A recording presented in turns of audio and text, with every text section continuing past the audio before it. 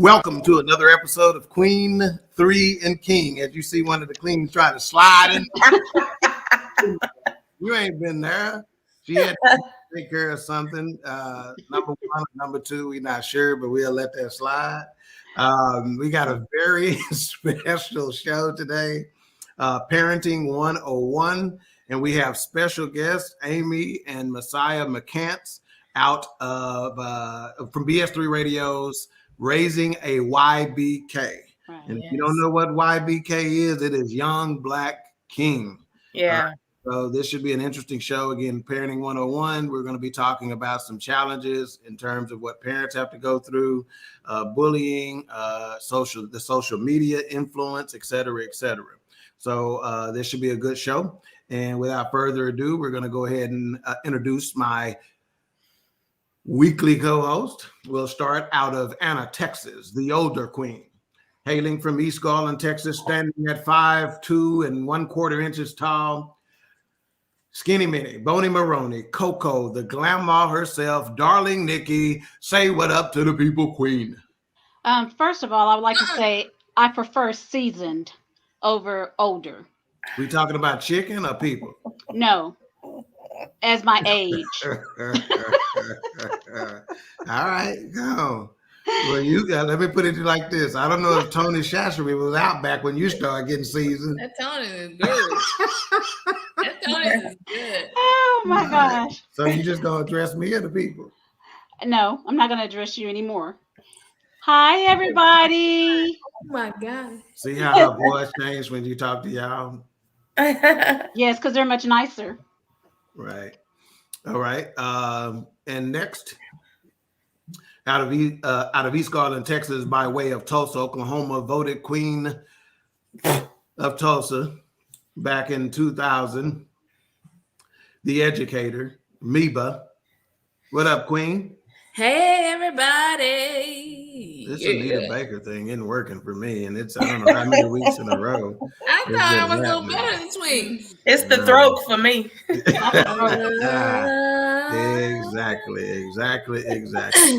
She All gonna right. come and find me. I can't talk though. Huh? What'd you say, Nikki? She gonna come find Mika one day. Yeah, no kid. Give me my voice back. All right. And without last but not least, the baby queen, Blake's mama, Lily. Talk to the people, queen. Hey everybody, I'm talking about Mika, and I'm a little. Yeah, I'm struggling. But at least you got a reason for yours, you know. Yeah, so. I do. What's the reason for hers, Ted? I was hollering. He was hollering during the water volleyball game on Sunday. She been hollering all weekend. Yeah. All right, we got. It was worth it. Justin in the building already saying showtime. It's showtime. Yeah, we back at it. And Weed in there saying, hey, family. Hey, how you Weed. doing? You sexy. We got B in Right. Cedric the Third from BS3. He put the BS in BS3 Radio. He said, I never will agree with all right. And without further ado, let's bring on our guest, Amy and Messiah McCants. How y'all doing today? All right. So we welcome you. And so just to give us just a couple of lines on Amy and Messiah. Amy and Messiah, of course, are with BS3 Radio as well. And they have a podcast called Raising a YBK. And if you don't know, that's a young Black king. They are in Atlanta, Georgia, by way of upstate New York. Messiah is 13 years old of a young king, and we're not going to tell his mama age, and that's the first lesson I'm going to teach him. You do not go there. So, all right, and we're going to turn it over to Amy and let her give their own introduction. Go ahead, Amy. Thank you so much. I really appreciate you all for having me on the show tonight. I'm super, super excited to guest appear with my son, my YBK, tonight. So basically, yes, we are the host of Raising a YBK. I'm Amy, aka the mom, and this is Messiah, aka the son. Yes, and so together we are the hosts of Raising a YBK. And the whole premise of our show is to really highlight and to show, and to uplift, all the great things that young Black men are and that they possess. And the background of the show kind of came about because of all of the social unrest that was going on back in 2020 surrounding George Floyd's murder. And it really hit home with me because I do have a Black son, and I'm married to a Black man, and my father is a Black man. I have Black brothers, and it really laid on my heart to want to show them in a different light other than what we see in in the media on a daily basis. I don't think we highlight their strengths enough, their beauty enough, their poise enough. And so that was the premise behind the show, as well as allowing for my son to have a voice for other children, because oftentimes in a parent child relationship, it's like the child is seen and not heard, and that's not how that's not how I parent. That's not how his dad parents. We kind of let him have his voice. And so I wanted to show others that it's okay to let your children kind of have their own voice, and with respect, but to be able to have their perspective. And so that's what the show is all about. Awesome. Just she talked about Messiah having a voice, and that is one of the reasons why I wanted to have them on, is because far too often as parents we give our perspective, but we don't hear the kids' perspective. So I thought it was extremely important that we give Messiah the opportunity to be able to give us feedback and and just some insight on things from a kid's perspective. So with that in mind, we will continue on. And again, I'll give you the reminder that we always give at the beginning of our show, especially when there are more serious shows like this, is that we create an environment of comfortable disagreement. Because the bottom line is we want to encourage the conversation. And so it is okay to disagree. We disagree from time to time, but there is a respectful way with which we can disagree. And we focus on listening to understand as opposed to listening to respond. So we will continue to practice that today. And I have given Messiah permission, and I've encouraged him to, interrupt when you need to, tag on when you need to. If you hear something that from a kid's perspective needs some tuning, then go ahead and step in. So like I said, he is doing that with my blessing and my instruction. And Messiah, make sure when you're speaking, you project, because I need them to hear everything you're saying. I don't want them to miss anything. Speak loudly, speak boldly. All right. You the young Simba right here. You talking from one king to another. You see, you're a young Black king. I'm an old Black king. Bring that mic down. Get that mic down. When I say come with it, I want you to come with it. We stand bold in our kingdom. All right. Absolutely. All right.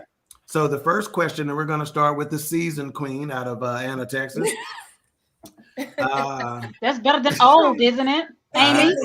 It depends on your perspective. What is the single biggest challenge for parents today? I think with this pandemic, I think the most challenging thing is keeping our children safe from this pandemic, especially since school has reopened and there's a lot of COVID cases. There's a lot of children who aren't old enough to get the vaccine.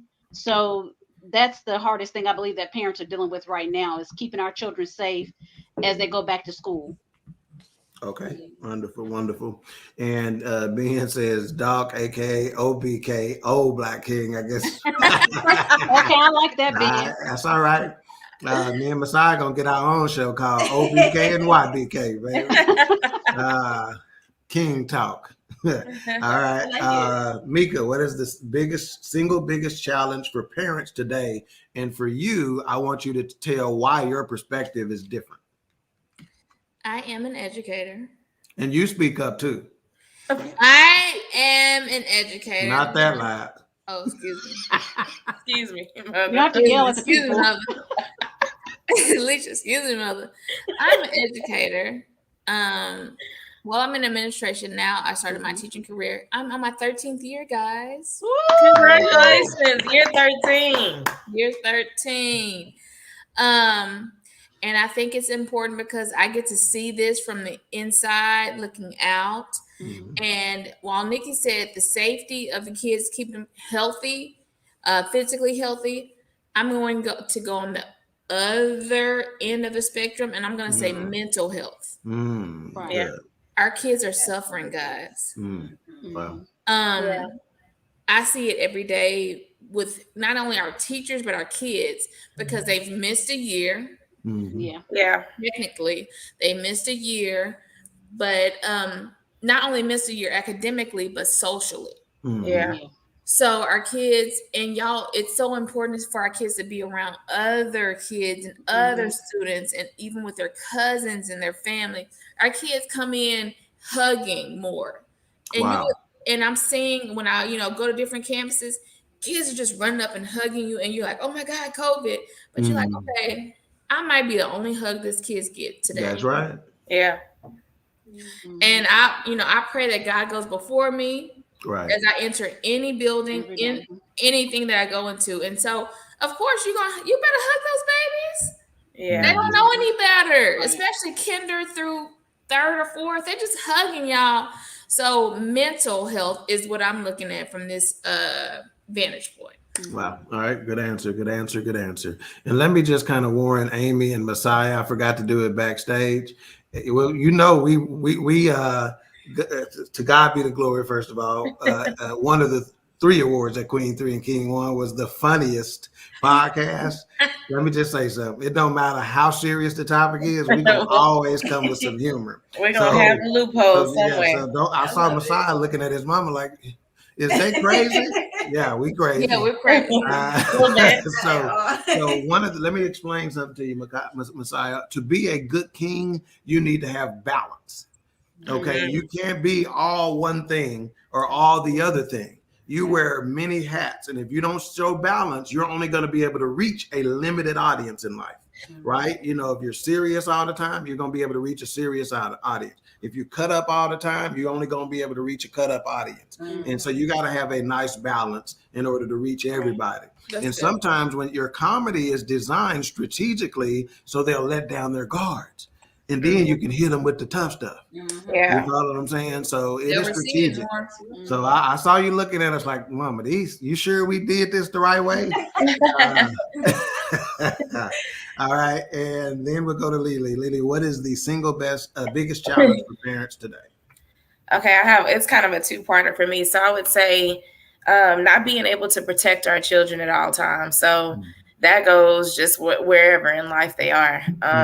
And also the fear of messing up or making the wrong decision. Wow. So I think that I've struggled, especially lately with COVID and everything. I want to hover my kids so much, but I know that I have to kind of bag up a little bit and let them still interact with folks. But that's hard. And I have to pray about that every single night. Right. Even with sending them to school, I didn't want to send them to school. I didn't feel like it was time. I wasn't ready. We walk in to meet the teacher. Nobody's wearing a mask. I'm kind of freaking out on the inside, but I'm trying to say, "Oh, this is great, y'all. Y'all are gonna have a great year." But on the inside, I'm kind of freaking out. But I think those are the things right now that are really hitting home. Is just not being able to protect them, and also just the fear of messing up as a parent. Right. That's a great answer. Great answer. And now let's go to Amy and Messiah. Whichever one of y'all want to tackle that first. What is the single biggest challenge for parents today? So I really do agree with all of the ladies. And also you hit on it, Doc, about balance when you were talking to Messiah about balance. And I personally think that's been the biggest challenge, especially since school has started back. And I too am an educator. I'm in the classroom still. And, when COVID first began and we were shut down, I feel like, I didn't have to kind of tackle the balance part as much because I was home, and now that I'm back in the classroom, it is really, really hard because you're trying to find that delicate balance between spending time with your children, and then you have the stresses back of work, but work is not like work was typical before. Now you're dealing with the, especially if you're in the school, right?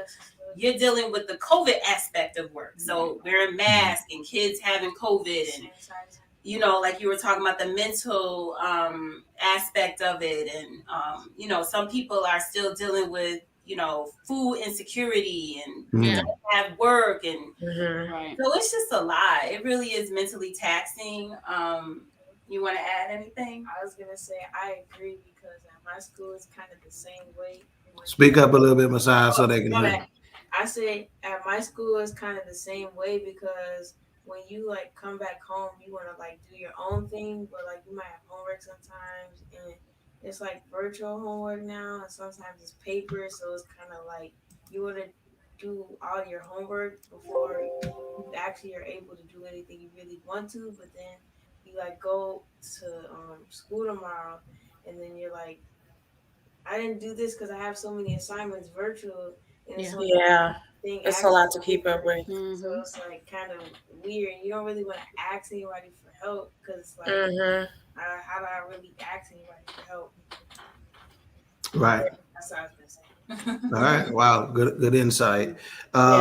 So for me, you know, it was for me safety without restrictions, right? You know, that was my biggest challenge, because we have to expose them to some things if they're going to be well-rounded adults. You know, we have all seen children who have been over sheltered, you know, and how it's impacted their social development, you know.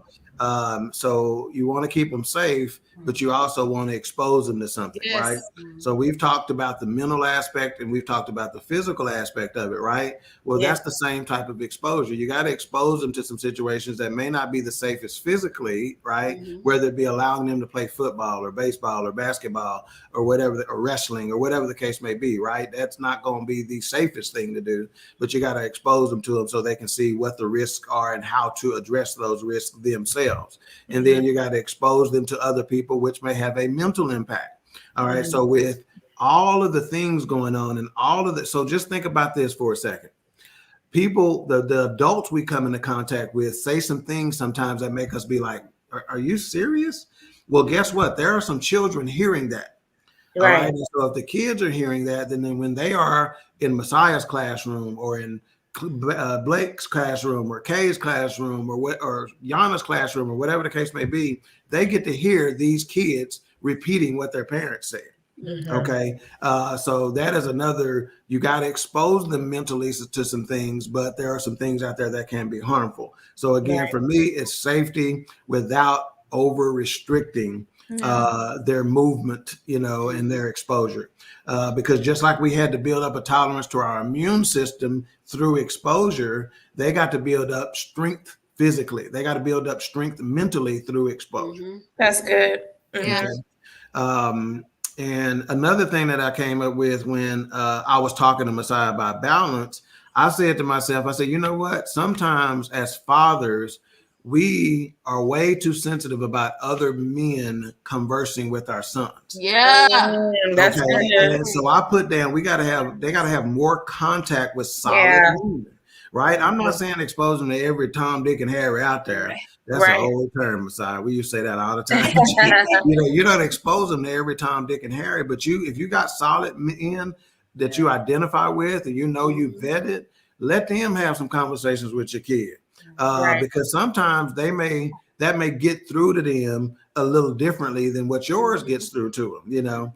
And I remember with my kids, I used to push them towards some good dudes that I had in my life, you know, that I wanted to go have a conversation with him. You know, we would strategically, when you see Chico, say this. You know, when the twins come in the shop, I need you to spark up a conversation about this. They need to be exposed to other men because it does not diminish my role as a father. It does not diminish my impact as a father. It is for my kid and for his betterment. And at the end of the day, that is exactly what's most important is our kids and their development. Absolutely. And Tig, with what you just said just now, that's could be a good in a lot of different ways, because sometimes you may be done already talk to your boys or your daughter about whatever, and then you expose them to another gentleman who may say the exact same thing that you said, but just in a different way, and they'll accept that better from them versus their dad. That's right. Yeah. So, and a couple of comments here on the biggest challenges. Charlotte Wilson said filtering social media for them. Yeah. Oh yes. Yeah, that's a big one. And then she said, good evening. Good evening, Hello. Texas What's up, A-Trap, A-Trap? out of Chicago. Hey, Said, good evening, family. Hey. Rucker Park in the Hey, house. Rucker. Says, hello, everyone. Just Joe says, hello. What's up, Joe? Appreciate you. Hey. He said, Doc, Nicole. Hey, He Joe. named everybody. Amy and Messiah. Hey, and the I other love it. shows, that's the thing. That's what, when you come on, they speak to everybody individually. Right. I love it. That's how my mama say you go around the room and speak to everybody. Exactly. Charlotte speaking back. Priscilla Baker says, how I agree with you, Doc. Yeah. Hey, Priscilla, how you doing? Mama Can we said take you a said to say hello. Can we Oh, take yeah. a time out for Miss Priscilla? Yes, we can. Yes. Mama called me right before the show. Miss Priscilla, she wanted me to say happy birthday to you. Oh, She has happy an birthday, upcoming Miss birthday Priscilla. this weekend. Her birthday is tomorrow, isn't it? I think it's tomorrow. Oh, So happy okay. birthday. Happy birthday, Miss Yes. Priscilla. H-Rap says, I agree, Doc.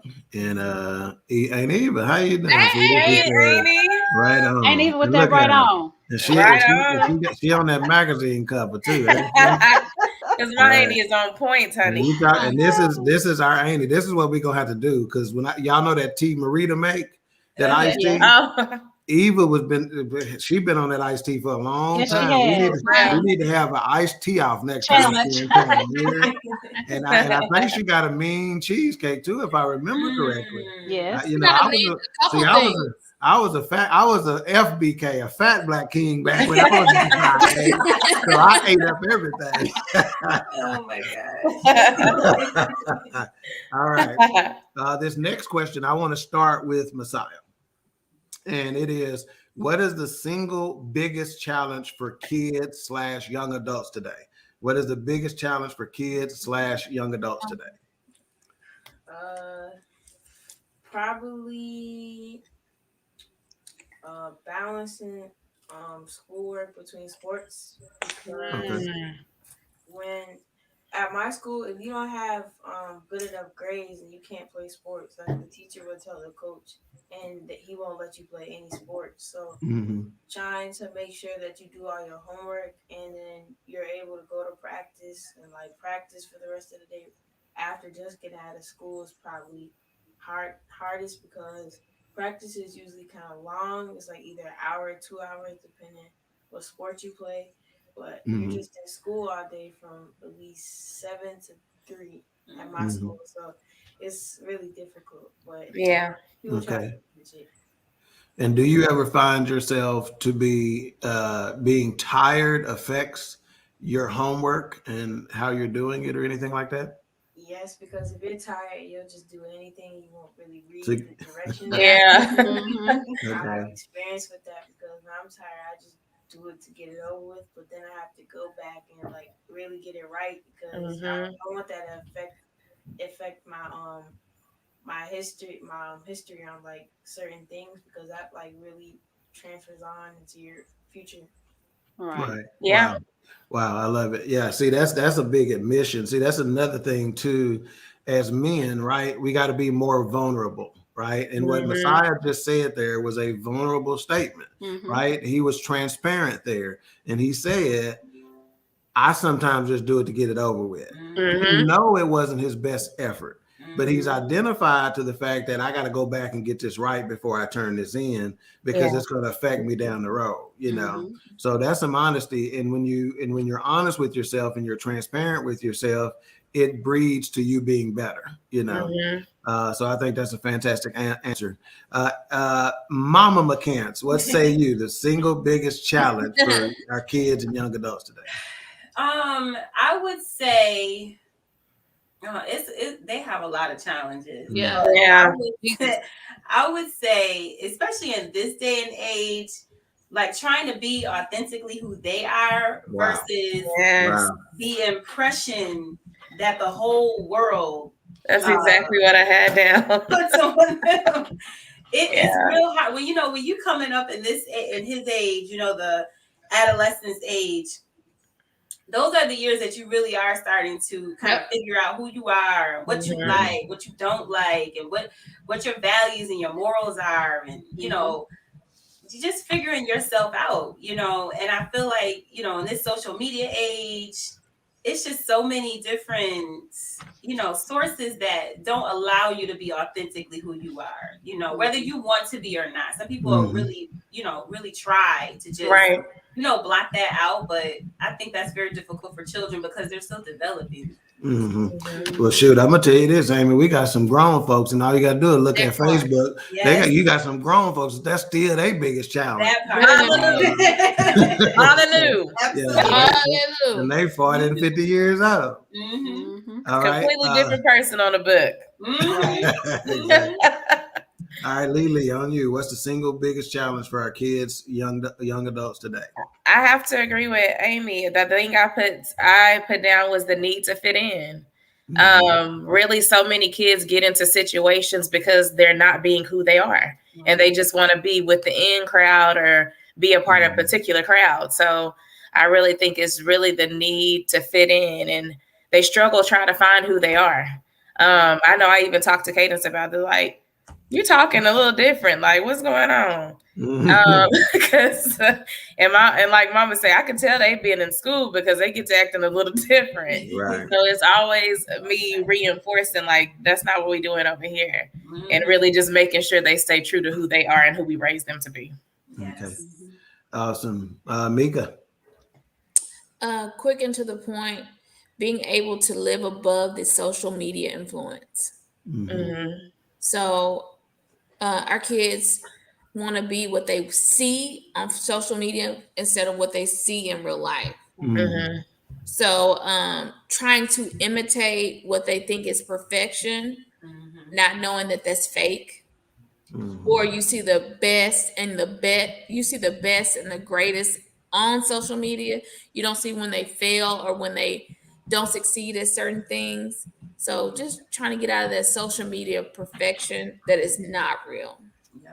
All right, awesome. Nicole, what you got? I actually agree with everybody that what everybody has said thus far with regards to that, especially with the wanting to be basically in the in crowd or whatever in school so you can fit in instead of, like Alicia and Amy said, being their authentic selves. And look at Taylor. She thought that was funny what her mama said, and that's not what we're gonna do. At you, mama. That's all right. I'll get her in a minute when we get off here. But that's that is very true. I know that Kenyana hasn't really been that type of person since she's been in school, especially in high school. But I know that she has some friends that are that way, and I'm just glad that we have instilled enough morals and enough values in her that she knows just to be yourself, be who you are, just be authentic. And that's all you got to do. You don't have to impress anybody. Just be you. Yeah.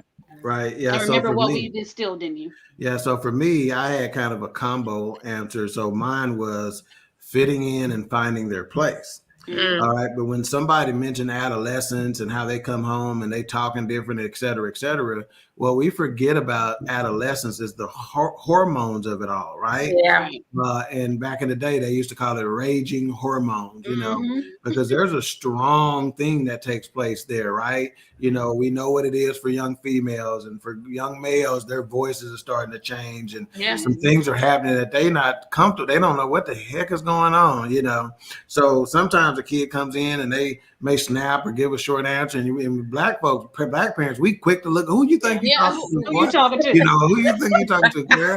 As opposed to trying to figure out what's happening today. You know, what's up with it? That's not normally you. What's up? You good? You know, and again, it's not that they're being disrespectful. It is the emotions of adolescence. And then if you have that conversation, you can say, hey, look, we all get emotional, but you got to control your response. You know? Right. And sometimes they don't know how to express themselves. Yeah. But that's why I can agree with Amy when she says, you know, we were brought up in, I'm not my kid's best friend. I'm not gonna be all in a fact. You know, I'm not your little friend. I'm not your little friend. Mama always told us that. But look at Mama now. She all our little best friends. She all our little best friends. But If She you're don't want able us to to send her away to boarding school. that part, because you on your way, Wilma. But if you really talk to your kid, and it's nothing wrong with being your friend's best friend, because they know who the parent is. They know if I need to get it popping up in here, I will. I will. But they also know if I had an emotional day, I can go home and tell my mom and daddy it was horrible today. And they're not having to reach out to anybody else. They're coming home to it. And mom and daddy can reach out to aunties and uncles or friends. My kid is going through this or suffering through this. Has your child ever gone through X, Y, and Z? So I think if you leave that door open of, and they're able to say, hey, today wasn't a good day. Like they're safe. We just need a safe place. That's right. And that way you can show them how to shake it off, which leads me to my next point. Somebody talked about what they see, whether it be on social media or wherever. And I said, too often that is all they see. They don't see the correct, healthy behavior demonstrated enough. One of the things that I say is that I always try to demonstrate greatness to the younger generation so they know it's possible. If they don't see it demonstrated, then they don't believe it. So when they see people who look like them, who come from where they come from, accomplishing these things, they're like, okay, I can do that then. And sometimes it's a subconscious thought. It's not even a conscious vocalized thought. It's just a subconscious thought that, wow, I saw that. And inside somewhere, that seed has been planted that shows I can do that. A couple of comments. Priscilla says, thank you guys. I love you guys and have never met you. But you done met our mama, so you done met us. You met her. We love you too, Miss Priscilla. Arlene says, say happy birthday to Paul, his 90th birthday. Oh, he turned 90. Woo! Birthday is tomorrow. Happy 90th birthday. Yeah, he's not really 90, but that's the age we put on him this weekend. And let's see, Just Joe said social media is a gift and a curse. It will either motivate you or depress you. That's true. Right, yeah. Arlene Carraway just said LOL. And then she said amen to some mail. Twin boy Dawkins, he says y'all moving too fast. I'm trying to take notes. I need all pointers I can get with these kids. But, yeah, that's my one of my sons, one of my twin boys right there, Messiah. But that's one of the things I can take from my nephews is when they come down here, even if they're not here, they will call, text, and the smoke signal for advice. What's going on with my kid? And they'll say, this is what I'm saying, and they try to implement everything you give to them. That is, and both of them are great fathers. Great dads. Great fathers, great young fathers. So, yep. Ted Reed between the that's our mama. And that's our mama coming in hot. Right, and that's what my mama do. She talks a lot of noise, Messiah. Hey, mama. All right, Arlene said he's laughing. All right. So let's move on to the next question. A big topic, a big theme nowadays. It's been big for several years. I don't think we talked about it much when we were in school, but bullying. And so the question that I pose is, kind of a two or three-parter. How should we handle bullying? Are we going too far in how we're handling bullying with some of the changes that we're making, or are we not going far enough? And we'll start with the seasoned queen, Nicole. How do we handle bullying? Too far or not far enough? I personally think that we're not going far enough with regards to any child being bullied, because bullying definitely affects the person that's being bullied mentally, and that is a way of them sometimes starting to have different mental health issues and stuff, especially at their age, because it's trauma to them. And so when they experience something that's traumatic, then of course that's going to affect them. It's going to affect them in a lot of different ways. And as not everybody knows this, but this month is also the month of suicide awareness. And then there's a whole week that as well that is going to be dedicated to that. And a lot of the school districts are doing that right now. They're not celebrating it, but they're putting that information out there to the kids and to the parents, so you guys know what to do with bullying and how to deal with it. But if you don't deal with it, then your child keeps getting bullied and bullied and bullied, and they feel like they don't have anybody they can go to, a counselor, a teacher, a parent, or another student that could help them, get it resolved. Because sometimes they feel more comfortable going to another student. But whatever the case may be, I think that our children need to have someone that's on their side and somebody that can help them master getting through this. So I recommend that all of us take the time to talk to our children about it, because if they do endure some type of bullying, it could also make them want to commit suicide. That's how a lot of kids commit suicide. It's not just because of traumatic, being child abuse at home, or death in the family, or all those different things, or death of a friend, but sometimes it's just being bullied and they can't handle it anymore, and the parents are not doing enough to help their children. The counselors, the principals, they're not doing enough. They're taking it too lightly. So that's what I think that we need to do more of. All right, Mika. 3 quick things: correct it, implement strategies, and follow up. Can be something that we do within schools. Sometimes we take bullying as we take it too lightly, and it, to that student, because it may not seem as serious, the one that is bullying, but to the person that's being bullied, it is very serious. It can have traumatic effects, meaning suicide, isolation, pulling back, not wanting to participate in things. So we just have to pay attention to not only the bully, but to the person being bullied. Right. So I come from a school district. My first 5 years, it was my 3rd or 4th year in teaching.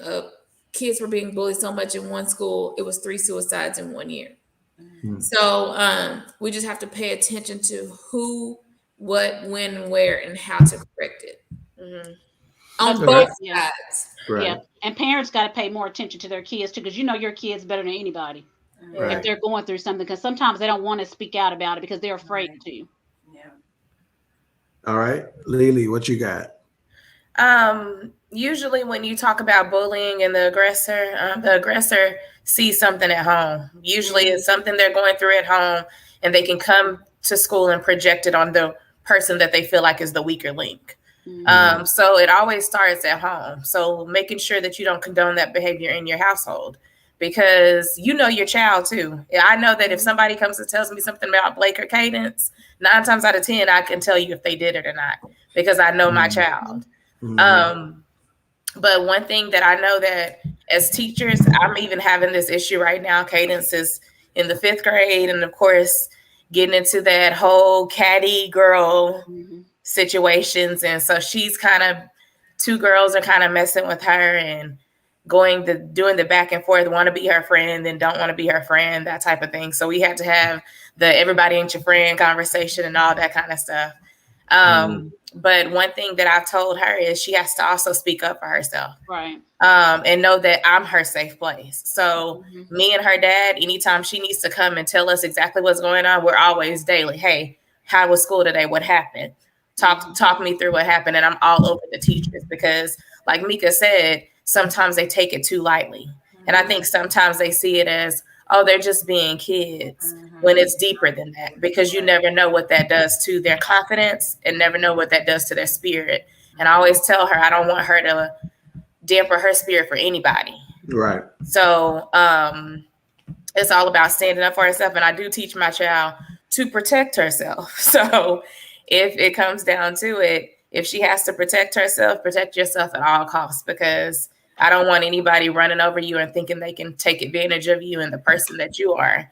You have to be strong. So just like we talk about raising strong Black kings, we have to raise those strong Black queens, and they have to know how to stand up and speak for themselves. Right. Raising a YBK, what say you? Are we, how should we handle bullying? Are we going too far? Are we not going far enough? Yeah, I say that schools aren't going far enough, because if you if someone's bullying you and then you try to like snap back at them to try to like tell them to like stop it, then you end up getting in trouble instead of the bully getting in trouble. So it looks like you were doing something, but you were only really trying to defend yourself from that aggression. Right. Wow. I love that. Yeah, that's good.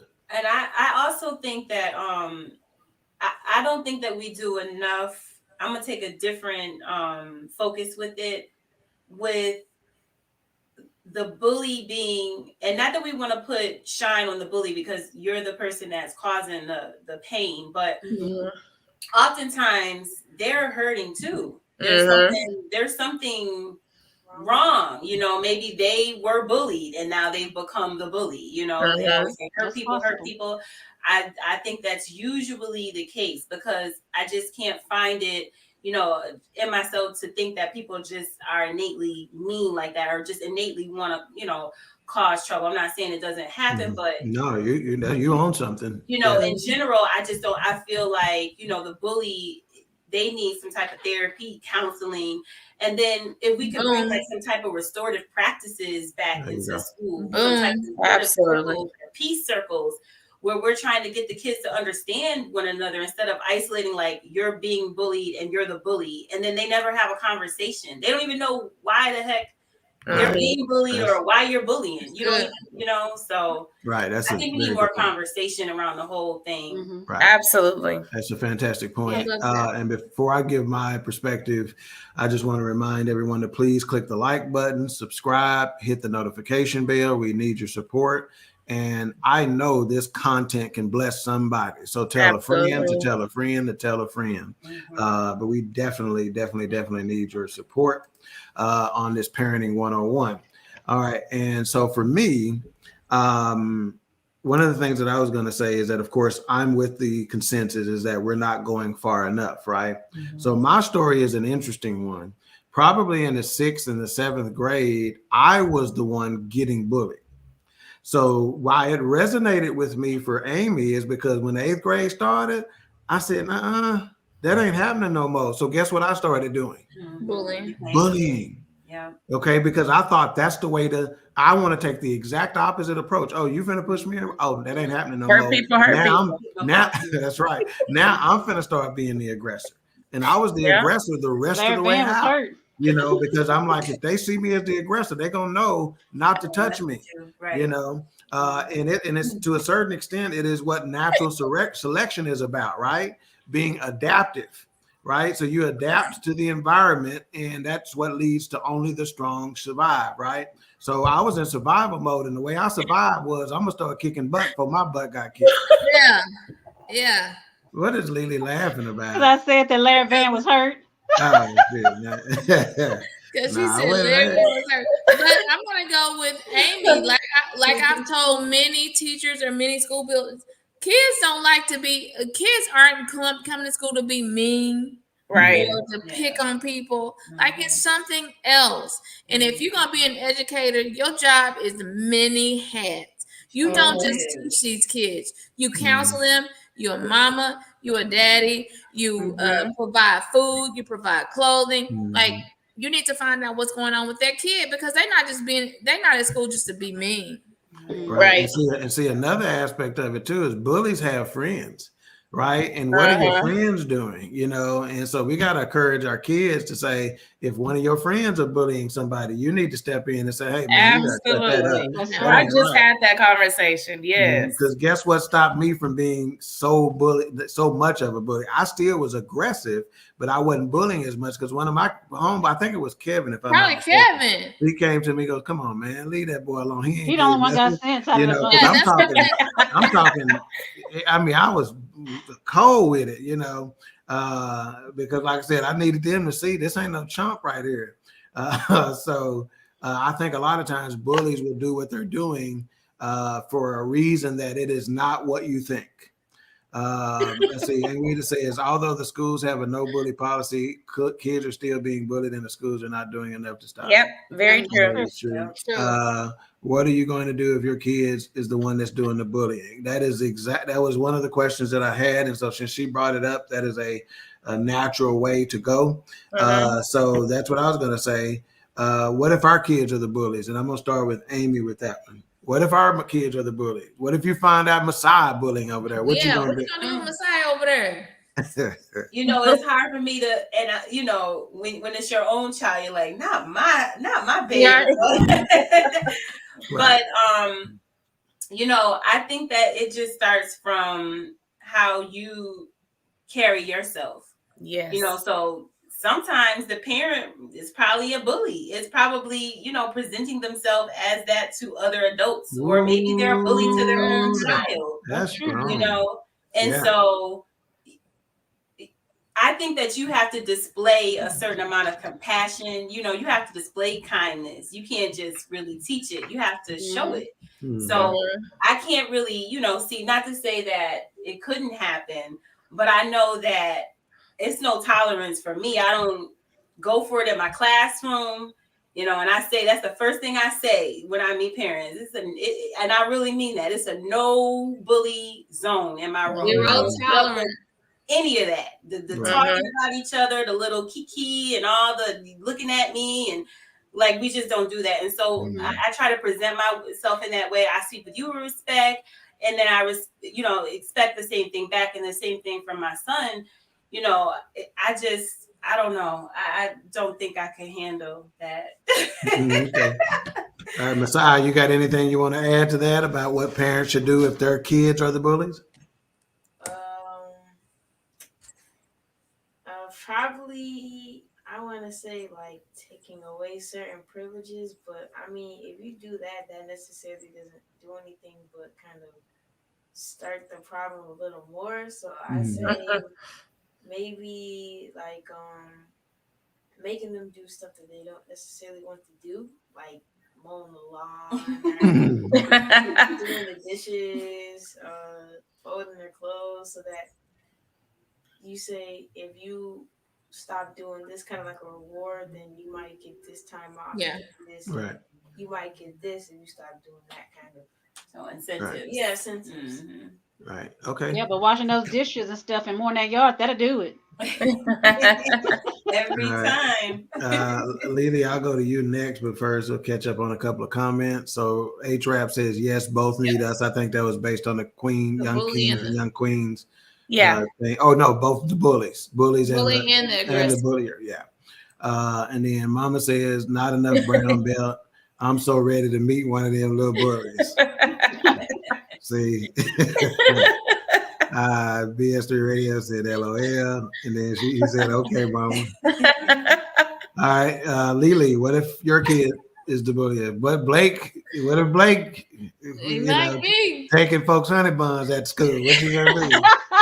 I'll put down self-reflection, because, like Amy said, it starts at home. So it has to be something that is happening within the household that is making them act out in other places. Yeah. So that's a self-reflection moment. What am I doing wrong, or what can I do better to improve in parenting? And it's okay to have those moments, to be like, all right, something ain't right. Yeah.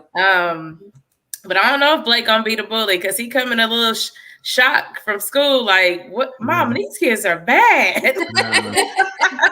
So I don't know. But yeah, that would just be a self-reflection moment, to really see exactly what we can do different in the household. Mm-hmm. All right, so we see that there's a comment. I put tag out. So for our viewers and for Amy and Messiah, again, that's my mama. That's our mom. And my nickname is Tag. That's part of my middle name. So she claims she put me out, even though when I got ready to leave, she was begging me to stay. Still today, Messiah. Priscilla said, my girl Wilma. All right. So we had Lily answer the question. Mika, what is your answer to the question? What if our kids are the bully? Just gonna echo really quickly what they said. A kid can't be what they can't see is a lot. We say that all the time to our students. So if a kid doesn't see a parent being well-mannered or treating people well, they're not going to do that. So you have to model the behavior you expect. So if you're not modeling that, and your kids always see you talking aggressively or coming at different people or acting crazy with people, they don't think that's the correct behavior. So you have to model what you want to see for your kids. And I always say people say they kids. No, they're not. They're watching every move you. Oh yeah. They're a sponge. And Blake checked me this weekend. I said something real fly to Alicia on the phone. He said, "And TT, I hear you." Yeah. So you be like, okay. You sure did. You have to correct yourself when you're in front of your kids, because everything they see, they're going to do. Yeah. Yeah, that reminded me of a brother I used to go to church with. We was talking at choir rehearsal one day, and he was telling me about his son. And he said he was downstairs and he said something fly to his wife, and his son was upstairs playing video game. He goes, "I heard that." So for the rest of the year at church, when anybody says something, I said, "I heard that." So yeah, kids, pay attention. Yeah. Nikki, what do we do if our kids the bully? Well, I never experienced that with any of my kids, thankfully. But I feel like everybody else has said on the panel, is that we as parents, we have to be that role model for our own kids. We can't expect anybody else to be that person. It's our responsibility to be the role model that they need, and not anybody else. But I also have always told my kids to treat people the way you want to be treated. And if you don't want nobody bullying you or cursing you out or whatever the case may be, don't you do it. So I think that's something that all of our kids need to do, is just treat people the way you want to be treated. Right. And yeah, for me, that is definitely the case. And I think, I've not heard this before, but in hearing all these comments and not understanding why bullies do what they do sometimes, there is a strong possibility that bullies are getting bullied at home, from the standpoint they're being physically abused at home. Yeah. And they think that's a show of strength, and so that may be why they're doing it, I feel like you go flex on somebody. Right. And I don't think look here, first of all, in our community, it is very sensitive when you start talking about them people in your business. Right. And we all know who them people are. Right. If your kid has been identified as a bully, how about that as part of the school's process for handling bullying? We need to do some visit. We need to refer. We need to do something to find out what's happening at home. Maybe causing this. Maybe you need to look at what's happening at the house. Yeah. Start having more in-depth conversations with that bully. Maybe say, hey, you're going to have mandatory sessions with the counselor if you've done bullying, whatever the case may be. But I think you need to take a harsher look at what's going on at home. And again, I know that's not popular in our community, but hey, at the end of the day, we are trying to protect our children, right? Bullies and the bully, right? But I bet you would see a difference if they did start doing them home checks. You better believe it. You better believe it. Not even the home checks. If we stop jumping from 1 to 10, from finding out to suspending the bully, what goes on between? You're right. That's right. Process, yeah. Yes, that whole process. And we've gotten so busy in schools where, we can't do the whole process. Let me check in on this person, what's going on, counseling sessions. Because if you put that baby in the counseling session with your counselor, you're going to find out something is going on at home, and somebody just needs to hone in on it and make sure that baby is okay. But if not, suspending them from 1 to 10, that's not going to work. Right. Yeah. Right. But sometimes some parents are too busy doing their own thing, and the kids, parents. Part of that is because nowadays, right? And I was the same. Our parents are a lot younger.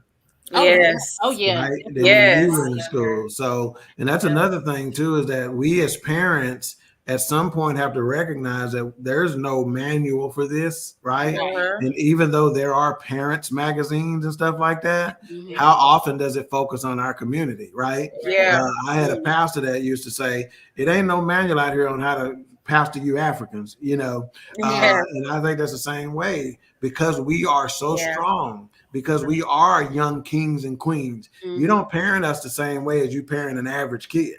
It's got to be different. When you're raising champions, you raise them differently. And I used to tell my kids that all the time. Y'all ain't normal kids. I'm raising champions. If you don't want to be a champion, that's on you. But if you want to be the best in life, then I'm gonna raise you like that. Yeah. And Wilma Jean, I don't know if her fingers working faster today, or she drunk one of them Coors Light that she came over here and got yesterday. What? She walked out with 2 16 ounces. You hear what I'm saying? That be my mama. So she said, God said, train them up. And Aunt Rita said, you have teenage girls that are the biggest bullies on social media. And she is 100% correct. Correct. Renee Marita said the same thing we've been saying a little earlier. They could be seeing physical and mental abuse at home for sure.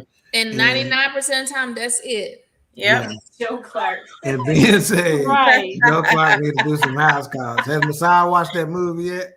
Lean on Me. I don't think he. No. Nope. Yeah, that's What's that we movie? need to show him some of our old movies like that. He's seen quite a few. He's seen There them, is Yeah, you need to introduce him to Joe Clark. You need to revisit that one. Yeah, for sure. Yes. Jay Glenn Helm Jr., that's my old boss man. He said a lot of bullies are seeking out attention also. That's a great point. Yes. That's a fantastic point. Negative attention is better than no attention. Right. Fantastic point. Fantastic point. I didn't know you was that smart, man. Who got your phone? Who commented? Jay, I'm sure Don't do him like that.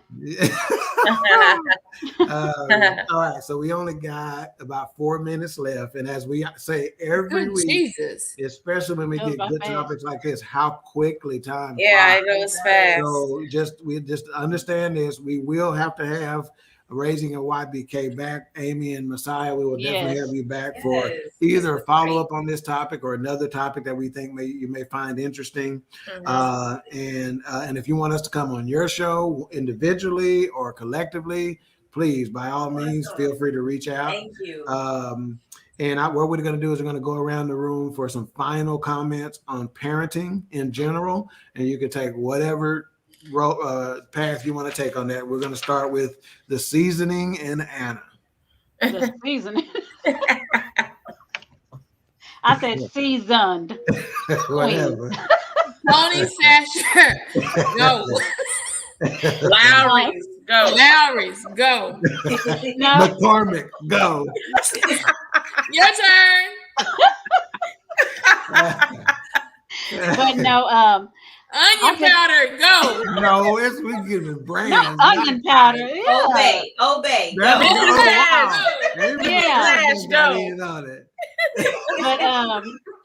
y'all are Slap silly. your mama, go. No, I just want to just tell our listening audience again, like I've always been saying every week, is that we really truly appreciate you guys and all the support that you all give to our podcast for my siblings and I. And not only that, but I just want you guys to just always keep the lines of communication open with your children.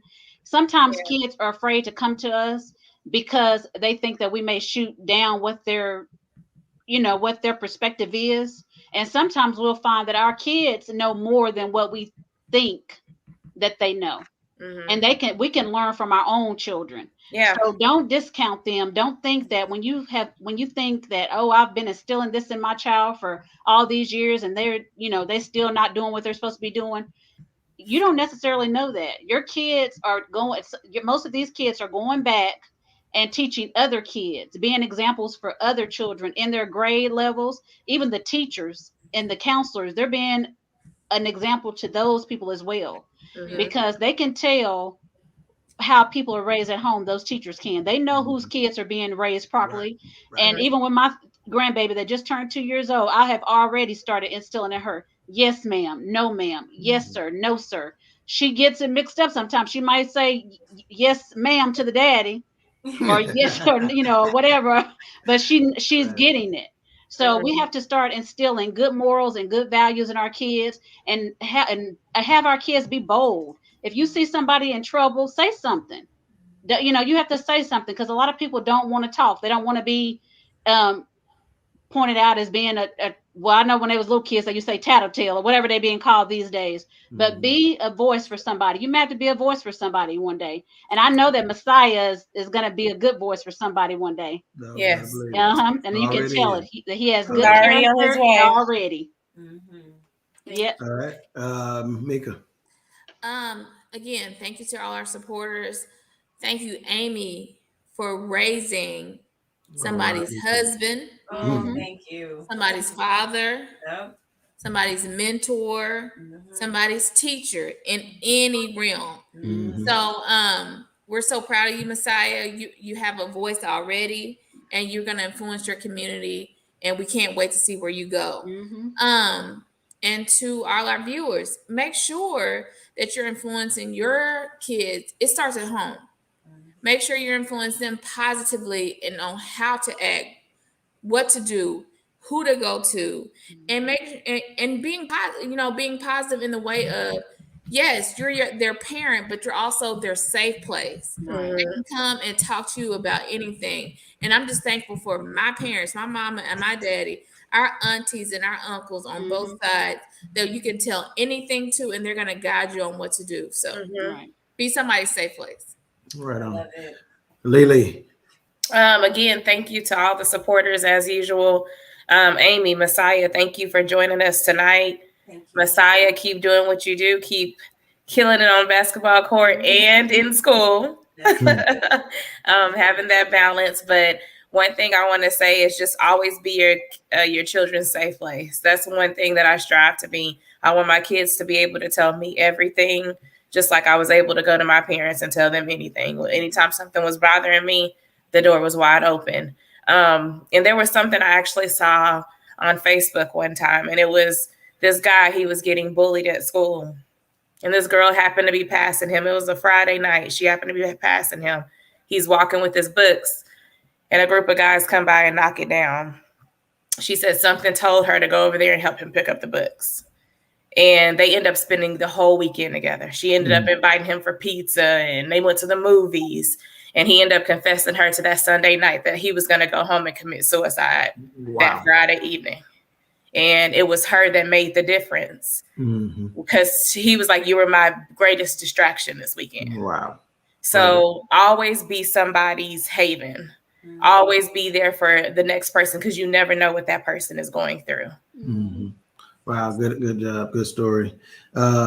Just a couple of comments before we go to Raising a YBK for their closing thoughts. Priscilla Baker says, great show, Queens and King. Thank you, Thank you, Miss Priscilla. And Weta says, the worst advice you can give your kids that are being bullied is to tell them just ignore it. Wrong words hurt. That's right. So true. And we got Big Illinois. Hey, Have you got your t-shirt yet? I know, man. H-Rap gonna try to keep it. Gonna try to play like he ain't seen you. She goes, dog. And then he says, wow. All right. Raising a YBK. Final thoughts.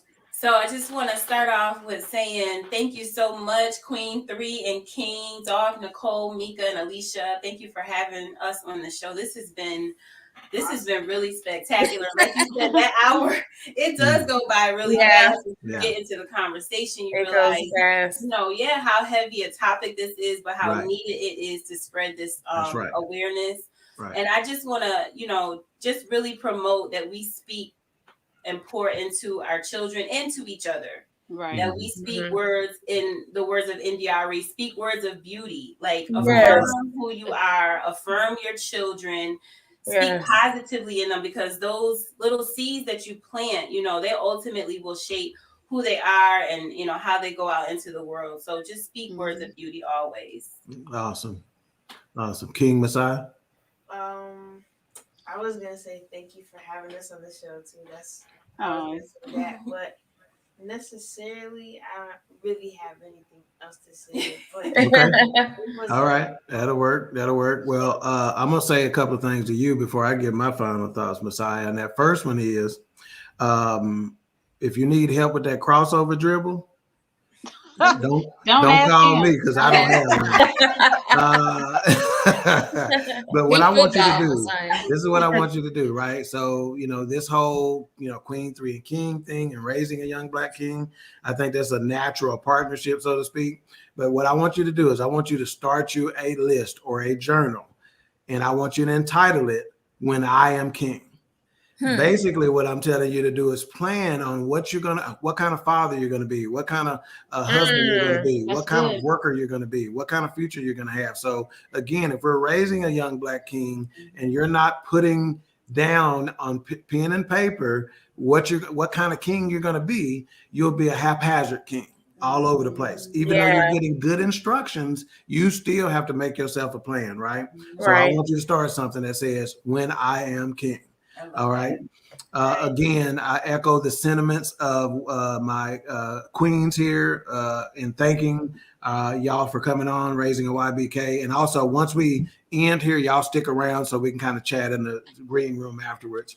I want to thank y'all for coming on, accepting our invitation. You were definitely value added on this topic for sure. Absolutely. And I want to thank our viewers. And before I go away from them completely, H-Rap is laughing about this t-shirt thing, and the excuse he's giving me is that Big Illinois is in jail. In jail. So we know Big Illinois ain't in jail because he's on the show right now. And then he gonna talk about he hasn't mentioned it. I know he ain't. He trying to keep it, Big Ill. And then BS3 Radio says, love this collabo. Again, I think collaborations like this are fantastic for BS3 Radio. See, one of the goals and the objectives of BS3 Radio is that we're stronger together. Okay, we're not each individual show trying to be the one be all end all show. We're trying to grow together. We know that there's strengths in numbers. So whatever we can do to help each other to make BS3 Radio as a whole a better entity is what we're trying to do. You know, we're going to succeed together. We're going to go live with a radio tower together, not one show at a time. Okay, so that's what we're trying to do. And in order to do that, putting out good content is paramount. Absolutely. And so again, other than okay, we got Marita saying great podcast family. Thank you, Thanks, man. Thank you, Marita. And so what I'll end with is